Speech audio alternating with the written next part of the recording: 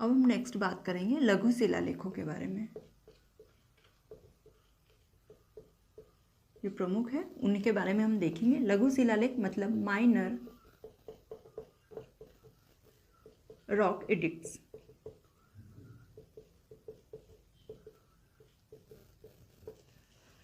Friends, इनके बारे में देख लेते हैं अब हम कौन कौन से लघु शिलालेख हैं।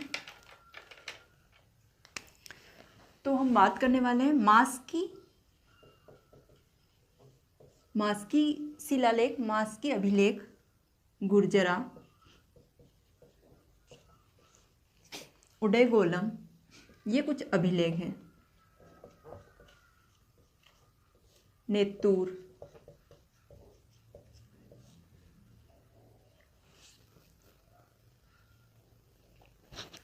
भाब्रू,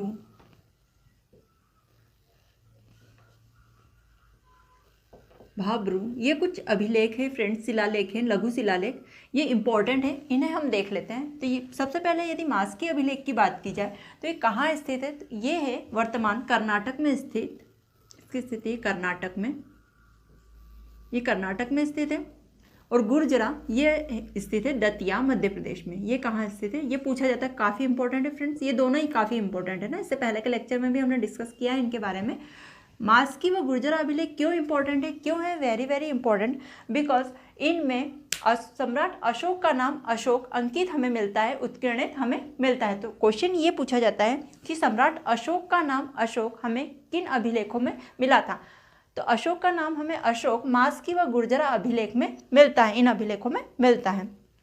अब फ्रेंड्स, आप सोच रहे होंगे कि ये तो इतनी ईजी सी बात है, सम्राट अशोक का नाम अशोक तो मिलेगा ही ना। तो हम आगे देखते कि क्यों ये इंपॉर्टेंट है इतना, कि अशोक का नाम अशोक लिखा गया, तो इसमें इतनी बड़ी बात क्यों हो गई है ये, है ना, इतना इंपॉर्टेंट क्यों हो गया ये। अच्छा, क्या लिखेंगे आप इसके बारे में? इसके बारे में आप पॉइंट लिखेंगे कि मास्की व गुर्जरा अभिलेख में अशोक का नाम अशोक अंकित है। मास्की व गुर्जरा अभिलेख में स्थानों के नाम भी देख लेंगे आप कि मास्की कहाँ पर है, कर्नाटक में है, और गुर्जरा कहाँ पे, दतिया, मध्य प्रदेश में है। मास्की व गुर्जरा अभिलेख में अशोक का नाम अशोक अंकित है। ठीक है, अशोक का नाम क्या, सम्राट अशोक का नाम अशोक अंकित है। दूसरा, एक और इम्पोर्टेंट चीज, मास्की जो अभिलेख है उसके बारे में। मास्की अभिलेख में अशोक का एक अन्य नाम भी अंकित है, जो कि क्या है, बुद्ध साक्य के नाम से भी अंकित है इनका नाम। मास्की अभिलेख में आप यूं लिखेंगे पूरा, मास्की अभिलेख में अशोक का एक अन्य नाम भी अंकित है, जो कि है बुद्ध साक्य। ठीक है, इसलिए ये इंपॉर्टेंट है मास्की व गुर्जरा अभिलेख। साथ ही उडयगोलम हुआ अभिलेख, नेत्तूर अभिलेख हुआ। एक और अभिलेख के बारे में हम चर्चा करते हैं, भाब्रू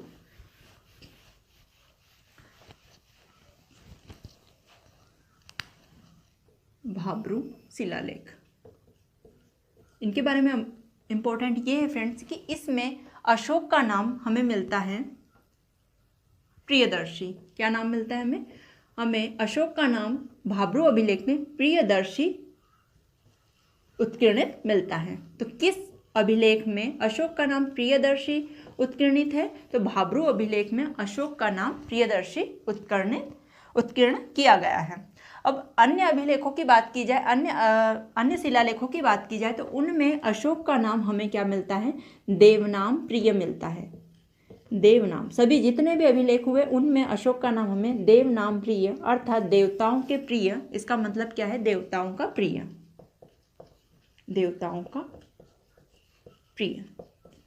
तो अशोक को इस नाम से संबोधित किया गया है, इस नाम की संज्ञा दी गई है जितने भी अभिलेख हुए उनमें, देवनाम प्रिय। इसीलिए मास्की व गुर्जरा अभिलेख में जब सम्राट अशोक का नाम अशोक लिखा जाता है तो ये क्या हो जाता है, ये इंपॉर्टेंट पॉइंट बन जाता है, क्योंकि जितने भी अभिलेख हुए उसमें क्या नाम लिखा हुआ है, देवनाम प्रिय। क्वेश्चन ये आता है कि अशोक का एक अन्य नाम क्या है, और उनमें यदि देवनाम प्रिय ऑप्शन में आता है तो आपको देवनाम प्रिय टिक करना है। यदि देवनाम प्रिय, प्रियदर्शी और अशोक ये तीनों आते थे तो तीनों सही हैं, तीनों राइट आंसर हैं। तो ये हो गए लघु शिलालेखों के बारे में जो खास खास चीज़ें हैं वो, है ना।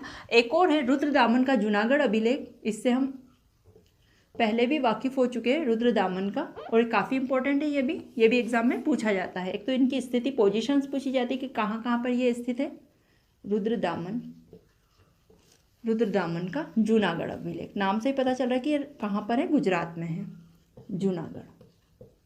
जूनागढ़ अभिलेख, जिसका नाम है गिरनार अभिलेख।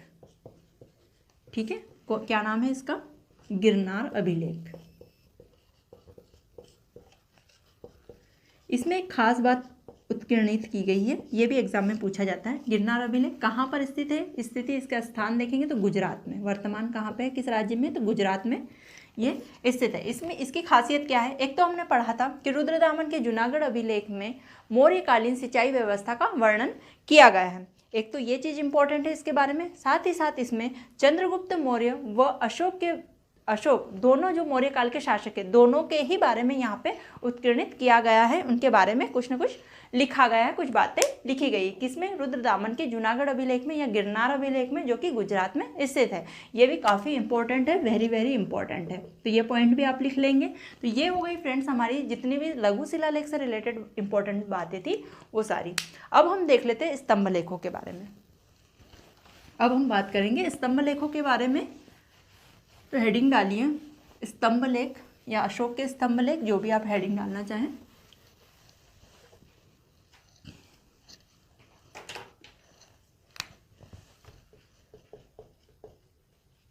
स्तंभ लेख, स्तंभ अभिलेख भी लिख सकते हैं। पिलर एडिक्ट्स,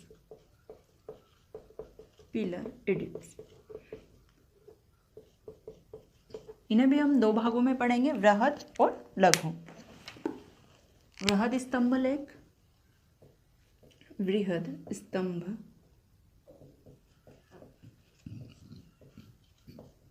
लेख, लार्ज पिलर एडिक्ट्स,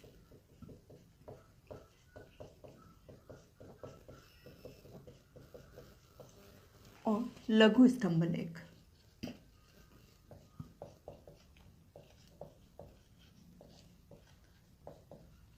अर्थात माइनर पिलर एडिक्ट्स, क्या लिखेंगे, minor pillar addicts.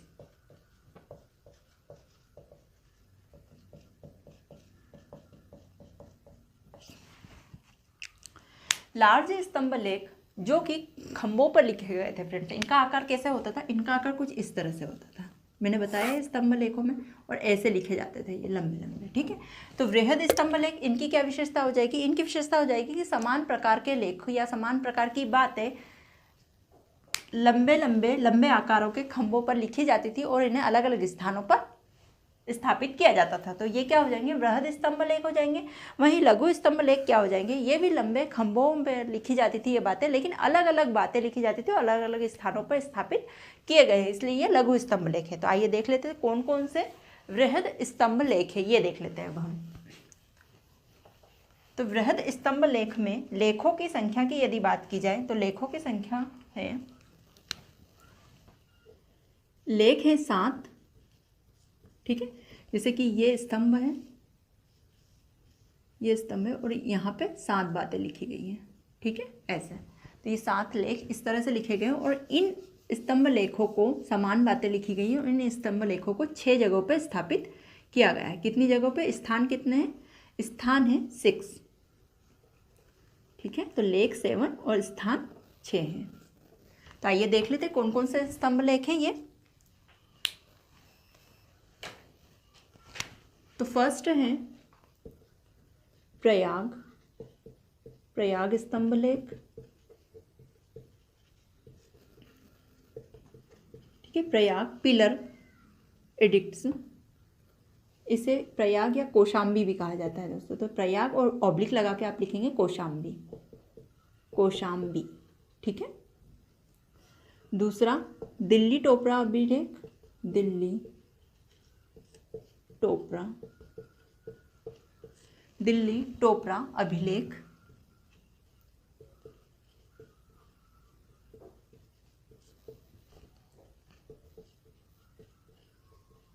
Delhi Meerut अभिलेख।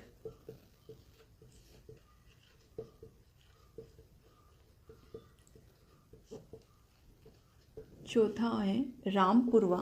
ये जितने अभिलेख हैं ये सारे क्या हैं, ये है स्तंभ लेख। रामपुरवा रामपुरवा अभिलेख। पांचवा लिखेंगे आप लोरिया अरेराज, लोरिया अरेराज अभिलेख। और छठा अंतिम लिखेंगे लोरिया नंदनगढ़ अभिलेख। क्या लिखेंगे? लोरिया नंदनगढ़ अभिलेख,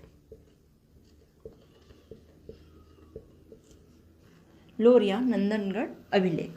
तो ये 6 अभिलेख है। अब इनकी खासियत देख लेते हैं, इनकी विशेषताएं देख लेते हैं। तो जो प्रयाग स्तंभ लेख है, जो प्रयाग कौशाम्बी स्तंभ लेख है, इन्हें अकबर, जो राजा अकबर हुए थे, मुगलकालीन राजा अकबर, ये लेकर आए थे कौशाम्बी से प्रयाग, ठीक है, जो कि पहले क्या नाम था प्रयाग का? इलाहाबाद, अब वर्तमान में प्रयाग हो गया, इसलिए प्रयाग स्तंभ लेख। तो अकबर जो थे वे इस स्तंभ लेख को कौशाम्बी से कहाँ लेकर आए थे? प्रयाग लेकर आए थे और यहाँ पर इन्होंने स्थापित किया था। इस स्तंभ लेख में अकबर और बीरबल के बीच की गई जो महत्वपूर्ण चर्चाएं हैं वे उत्कीर्णित की गई हैं। दूसरा पॉइंट ये लिखेंगे इनके बारे में। तीसरा पॉइंट क्या है फ्रेंड्स कि आपने हरिसेन द्वारा प्रयाग प्रशस्ति पढ़ा होगा। हरिसेन है ना, कौन हुए इसके रचयिता? हरिसेन हुए थे। और ये किसके बारे में लिखा गया था? प्रयाग प्रशस्ति। प्रयाग प्रशस्ति लिखा गया था समुद्रगुप्त के बारे में, ठीक है, समुद्रगुप्त। तो यही प्रशस्ति का अर्थ क्या होता है? प्रशंसा। प्रशस्ति का यहाँ अर्थ क्या है? प्रशंसा। तो ये जो प्रशंसा उत्कीर्णित है ये प्रयाग स्तंभ लेख पर उत्कीर्णित की गई है। तो ये 3 बातें हो गई इनके बारे में। पहले तो जो अकबर हुए थे मुगलकालीन, वे इस अभिलेख को कौशाम्बी से प्रयाग लेकर आए थे। दूसरी विशेषता है अकबर और बीरबल के बीच में जो महत्वपूर्ण चर्चाएं हुई थी उस बात का वर्णन है। और साथ ही गुप्त वंश के शासक जो हुए थे समुद्रगुप्त, उनकी प्रशंसा इस स्तंभ लेख में उत्कीर्णित है। बाद में ये उत्कीर्ण करवाई गई होगी दोस्तों। तो ये हो गए प्रयाग स्तंभ लेख के बारे में चर्चा, मतलब अकबर द्वारा ये इतने परिवर्तन करवाए गए थे, बाद में चीज़ें उत्कीर्णित भी हुई है। साथ ही गुप्त वंश के जो शासक हुए उनके द्वारा भी इस स्तंभ लेख पर बाद में पाठन सामग्री उत्कीर्णित करवाई गई थी। दिल्ली टोपरा अभिलेख और दिल्ली मेरठ अभिलेख, इन दोनों की साथ में बात करते हैं। तो ये दोनों रिलेटेड है फिरोज शाह तुगलक से। फिरोज शाह तुगलक से इनका कुछ संबंध बनता है, देख लेते हैं क्या चीज़ें। तो अशोक के इस स्तंभ लेख को टोपरा से, जो दिल्ली टोपरा अभिलेख है, टोपरा से दिल्ली लाया गया था। और दिल्ली मेरठ अभिलेख को मेरठ से दिल्ली लाया गया था फिरोज शाह तुगलक के द्वारा, है ना। इनका स्थान परिवर्तन किया गया था। किनके द्वारा करवाया गया था? तो फिरोज शाह तुगलक द्वारा इनका स्थान परिवर्तित करवाया गया था। जो पहला है दिल्ली टोपरा अभिलेख, उसको टोपरा से दिल्ली ले जाया गया था। और दिल्ली मेरठ अभिलेख को मेरठ से दिल्ली ले जाया गया था। किनके आदेशानुसार? फिरोज शाह तुगलक के अनुसार। तो ये है इनकी इंपॉर्टेंट बात। रामपुरवा ये बिहार में स्थित है। अच्छा, नाम से ही पता चला कि कहाँ कहाँ स्थित है। जैसे प्रयाग स्तंभ लेख वर्तमान में प्रयाग में स्थित है, दिल्ली टोपरा अभिलेख दिल्ली में, दिल्ली मेरठ अभिलेख दिल्ली में। रामपुरवा बिहार में स्थित है। लोरिया अरेराज और लोरिया नंदनगढ़ ये भी चंपारण बिहार में स्थित है वर्तमान में। तो इनकी स्थिति लिख लेंगे, चंपारण बिहार, और रामपुरवा भी बिहार में है। तो ये हमारी बातें हो गई स्तंभ लेख से रिलेटेड, ये पूछा जाता है दोस्तों, ठीक है।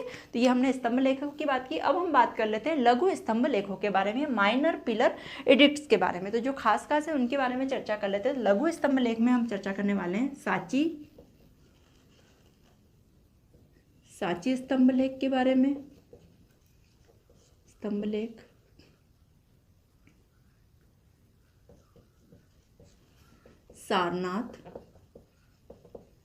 सारनाथ स्तंभ लेख,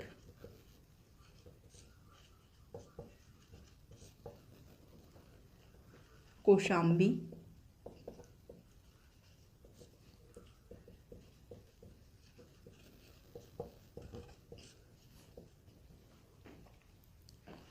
कौशाम्बी स्तंभ लेख। एक हो जाएगा रुम्मिन देवी, ये काफ़ी इंपॉर्टेंट है। रुम्मिन देई अभिलेख, रुम्मिन देई स्तंभ लेख। लघु स्तंभ लेखों की बात हो रही है यहाँ पर। रुम्मिन देई, और एक है भाबरू बेराट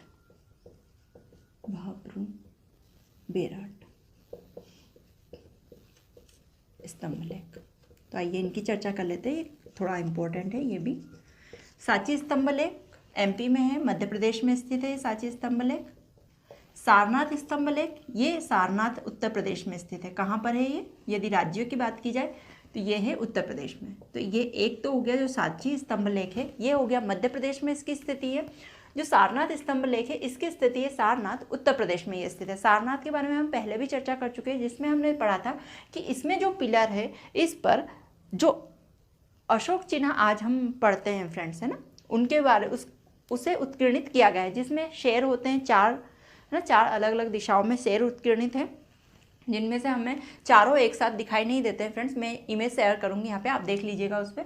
अच्छा, उसमें कुछ पशु भी उत्कीर्णित किए गए हैं, जैसे कि शेर, अश्व और बैल को उत्कीर्णित किया गया है। साथ ही साथ सारनाथ स्तंभ लेख में एक वाक्य लिखा गया है, सत्यमेव जयते, सत्यमेव जयते।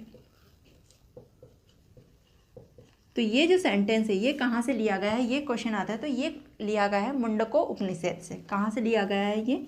सारनाथ स्तंभ लेख में उत्कीर्णित सत्यमेव जयते, ये कहाँ से लिया गया है? तो ये मुंडको उपनिषद से लिया गया है, मुंडको उपनिषद, मुंडको उपनिषद से ये लिया गया है। ये पॉइंट लिखेंगे आप। साथ ही हमने सारनाथ के बारे में चर्चा कर ली इससे पहले के लेक्चर में, उसमें मैंने आपको बता दिया है कि उस स्तंभ में कैसे पशुओं को उत्कीर्णित किया गया है। और यहाँ इमेज में भी आप देख लेंगे, इसमें अशोक चिन्ह भी है 24 तीलियों से निर्मित।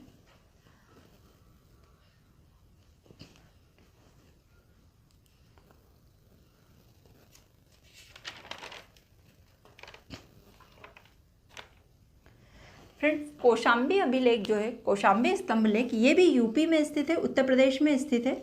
इससे रिलेटेड इंपॉर्टेंट बात यह है फ्रेंड्स कि इसे एक और नाम से जाना जाता है, रानी के अभिलेख के नाम से। किस नाम से जाना जाता है? इसे जाना जाता है रानी के अभिलेख के नाम से जाना जाता है। तो कौन से लघु स्तंभ लेख या कौन से अभिलेख को रानी का अभिलेख के नाम से जाना जाता है? तो कौशाम्बी अभिलेख को किस नाम से जाना जाता है? रानी का अभिलेख। और इसमें किस रानी का वर्णन किया गया है, इसलिए इसे रानी का अभिलेख कहा जाता है। तो इसे रानी कारुवक्की के बारे में वर्णन किया गया है, कारुवक्की। ठीक है, किसके बारे में वर्णन किया गया है इसमें रानी कारुवक्की के बारे में वर्णन किया गया है। साथ ही पुत्र तीवल के बारे में भी वर्णन किया गया है, उनके बारे में कुछ उत्कीर्ण हैं।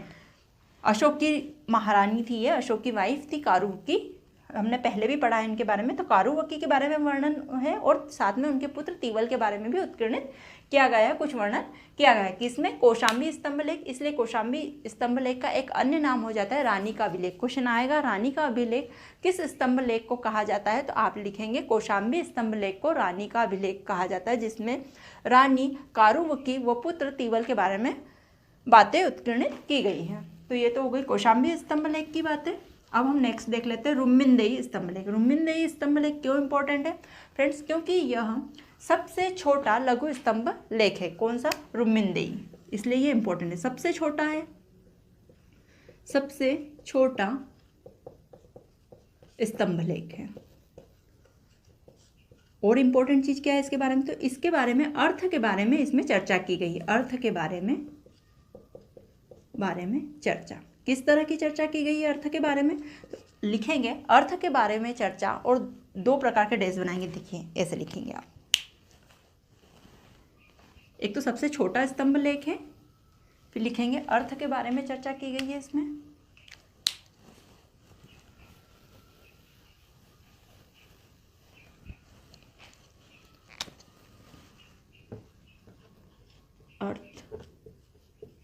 अर्थ के बारे में चर्चा। अर्थ अर्थात यहाँ पे क्या मतलब है? अर्थ का धन। ठीक है, धन के बारे में चर्चा की गई। तो अर्थ के बारे में चर्चा की गई है। तो दो प्रकार की चर्चाएं की गई है। क्या क्या चर्चाएं की गई है? इसमें बताया गया है भू राजस्व कर। उस समय पर जो भू राजस्व कर था वो था 1/8। तो भू राजस्व के बारे में बताया गया है, भू राजस्व कर के बारे में उत्कीर्णित किया गया है। भू राजस्व कर 1/8 कर दिया गया था। कितना कर दिया गया था उस टाइम पे? 1/8 भू राजस्व कर दिया गया था। साथ ही धार्मिक कर था, उसे समाप्त कर दिया गया था। ये बात भी उत्कीर्णित है रुम्मिनदेई में। धार्मिक कर समाप्त कर दिया गया था। धार्मिक कर समाप्त, धार्मिक कर को समाप्त कर दिया गया था। इस प्रकार के अर्थ के बारे में इसमें चर्चा मिलती है। किस में चर्चा मिलती है? रुम्मिनदेई स्तंभ लेख में। तो ये काफ़ी इंपॉर्टेंट हो जाता है दोस्तों। एक तो सबसे छोटा स्तंभ लेख है और अर्थ के बारे में चर्चा की गई है इसमें। अब हम नेक्स्ट देख लेते हैं भाब्रू बैराट स्तंभ लेख। भाब्रू बैराट स्तंभ लेख ये कहाँ पर स्थित है? तो ये स्थित है आपके राजस्थान में, ये स्थित है राजस्थान में। और ये इम्पोर्टेंट क्यों बन जाता है दोस्तों? ये इम्पोर्टेंट इसलिए बन जाता है क्योंकि इसमें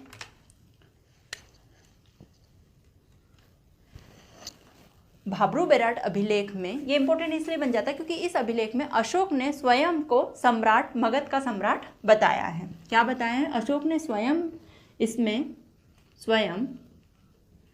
स्वयं को मगध का सम्राट बताया है, मगध का सम्राट। और एक अन्य रीज़न है ये इंपॉर्टेंट बन जाता है क्योंकि इसमें अशोक का बुद्ध धर्मावलंबी बताया गया है इस अभिलेख में। उसमें उत्कीर्णित है साफ अक्षरों में कि अशोक बुद्ध धर्म के अनुयायी थे, अशोक बौद्ध धर्मावलंबी थे, बौद्ध धर्मावलंबी। इस बात का वहाँ पे वर्णन है, ये बातें वहाँ पे उत्कीर्णित की गई है। इसलिए ये भाब्रू बैराट स्तंभ लेख जो है राजस्थान में स्थित, ये भी इम्पोर्टेंट है, ये चीज़ें इसमें बताई गई हैं। तो फ्रेंड्स यहाँ पे हमने स्तंभ लेख देखे, पिलर एडिक्ट्स देखे, हमने वृहद स्तंभ लेख, लार्ज पिलर एडिक्ट्स के बारे में बातें करी जो कि 6 स्थानों पर स्थित है और इन पे 7 लेख लिखे गए। साथ ही हमने बात करी माइनर पिलर एडिक्ट्स की, लघु स्तंभ लेखों की, जिसमें सांची स्तंभ लेख, सारनाथ, कौशाम्बी, रुम्मिंदे स्तंभ लेख, भाब्रू बैराट स्तंभ लेख इंपॉर्टेंट है, इनके बारे में हमने चर्चा की है। अब हम नेक्स्ट देख लेते हैं गुहा अभिलेखों को, जो कि लास्ट है गुहा अभिलेख, और इसके साथ में अशोक के अभिलेख खत्म हो जाएंगे।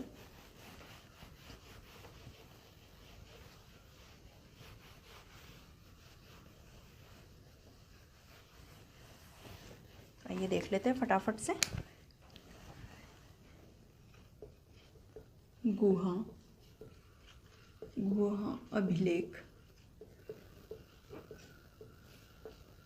इंग्लिश में लिखेंगे केव एडिक्ट्स, केव एडिक्ट्स। अच्छा फ्रेंड्स, ये जितने एडिक्ट्स हैं ना सारे बहुत इंपॉर्टेंट है, कुछ भी पूछा जा सकता है इसमें। गुहा अभिलेख जैसे कि हमने पहले भी चर्चा की है, जो केव्स में लिखे गए थे, जो अभिलेख जो थे वो केव में उत्कीर्णित थे। कौन कौन सी केव्स? अशोक द्वारा आजीवक संप्रदाय के लिए कुछ गुफाओं का निर्माण किया गया था, वे गुफाएं थी बाराबर की पहाड़ियों में। पहले भी हमने इन चीज़ों पर चर्चा की है, बाराबर की पहाड़ियों में, जो कि वर्तमान कहाँ पर स्थित है? तो ये स्थित है आपके बिहार राज्य में, गया के पास में, बोध गया जो है, गया है उनके पास में स्थित है। बाराबर की पहाड़ियाँ, बाराबर की पहाड़ियों पर आजीवक संप्रदाय के लिए, कौन से संप्रदाय के लिए? आजीवक संप्रदाय के लिए कुछ गुफाएं बनाई गई थी, जिनके हमने नाम भी देखे थे फ्रेंड्स। आजीवक संप्रदाय के लोगों के लिए निर्मित की गई थी। आजीवक संप्रदाय के अनुयायी कौन थे? तो अशोक के पिता बिंदुसार आजीवक संप्रदाय के अनुयायी थे। तो यहाँ पे जो गुफाओं का निर्माण किया गया था, मैंने बताया भी था उदाहरण से कि इस तरह पहाड़ियाँ हैं सपोज, तो यहाँ पे गुफाएं निर्मित की गई हैं। कर्ज, चौपार, सुदामा और विश्व झोपड़ी नाम की यहाँ पे गुफाएं अशोक द्वारा बनाई गई थी आजीवक संप्रदाय के लोगों के लिए। कौन कौन सी? कर्ज, चौपार, सुदामा और विश्व झोपड़ी। तो इन 4 गुफाओं में से 3 गुफाओं में ये गुहा अभिलेख लिखे गए हैं। ठीक है, इनमें से 3 गुफाओं में क्या लिखे गए हैं? इन 4 गुफाओं में से जो अशोक द्वारा निर्मित ये 4 गुफाएं बाराबर की पहाड़ियों में थे, इनमें से 3 गुफाओं में ये गुहा अभिलेख उत्कीर्णित किए गए हैं। एक और गुफा में उत्कीर्णित है ये गुहा अभिलेख, तो एक और कौन सी है? तो वो है अशोक के जो पौत्र हुए थे दशरथ। ठीक है, अशोक के पौत्र, क्या नाम था? दशरथ, जो कि आने वाले शासनकाल में मगध के शासनकाल में राजगद्दी पे बैठे भी थे, इन्होंने भी शासन किया था मौर्य साम्राज्य पे। दशरथ, इनके द्वारा बाराबर की पहाड़ियों में ही आजीवक संप्रदाय के लोगों के लिए ही एक और गुफा का निर्माण किया गया था। जो 5वीं गुफा थी वो थी नागार्जुन गुफा, नागार्जुन केव। तो इस गुफा में भी गुहा अभिलेख लिखे गए हैं, केव एडिक्ट्स लिखे गए हैं, उत्कीर्णित किए गए हैं। तो कौन कौन सी गुफाएं हो जाएगी? ये 3 हो जाएगी। कर्ज चौपार सुदामा, और एक ये हो जाएगी दशरथ की नागार्जुन गुफा। इसमें उत्कीर्णित है गुहा अभिलेख। तो गुहा अभिलेखों के बारे में फ्रेंड्स यही इंपॉर्टेंट चीज़ें थी कि कहाँ पर लिखी गई है। तो ये बाराबर की पहाड़ियों पर स्थित गुफाओं में लिखी गई है। साथ ही साथ जो अशोक के पौत्र हुए थे दशरथ, उनके द्वारा जो आजीवक संप्रदाय के लोगों के लिए निर्मित की गई थी अगली गुफा, 5वीं गुफा नागार्जुन गुफा, यहाँ पर भी ये लेख उत्कीर्णित मिलते हैं। तो आई होप दोस्तों आज का लेक्चर आपको अच्छे से समझ में आया होगा। तो बढ़िया से आप इसे नोट्स के रूप में लिख लीजिएगा और याद कर लीजिएगा। 2-3 बार अगर आप रिकॉल करेंगे तो ये चीज़ें आपको अच्छे से याद हो जाएगी। तो अब हमारा जो अशोक वाला जो अशोक के बारे में जो भी चर्चाएं थी, जो भी बातें हमने की, वो समाप्त हो जाती है दोस्तों। यहाँ पे हमने अशोक के बारे में जितनी इंपॉर्टेंट चीज़ें थी जो एग्ज़ाम के दृष्टिकोण से महत्वपूर्ण है, उनके बारे में चर्चा कर ली है। सो वीडियो को अब यहाँ पे समाप्त करते हैं। आप अच्छे से अपनी पढ़ाई कीजिए, अपने स्वास्थ्य का ध्यान